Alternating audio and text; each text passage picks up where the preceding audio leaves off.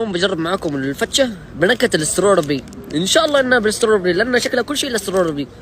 شوف راح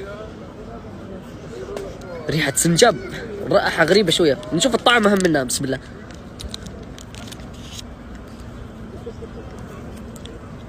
طعم غسالة والله يا ناس، الطعم مو حلو، ما انصحكم فيها هذه ابدا ولا تفكروا فيها. اليوم معاكم بجرب الفتشي ما ادري ايش هذا، ما ادري ايش هو، بس اللي هو هذا نفس هذا اللي فيه حبيبات او صراصير بنكهة على البركة.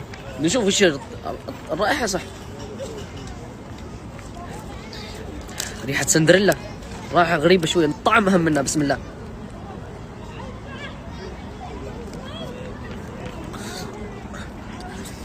طعم سفينة والله يا ناس، الطعم سيء، نفس الصراصير هذه اللي جوا، طعمها ما يوصف والله، ما يوصف، ما عندك تبلعها حتى. هذا تقول لي خالد ممكن دلع على اسم سارة؟ ان شاء الله بعطيك دلع يا سارة وتكوني اسعد انسانة يا رب. صرصارة.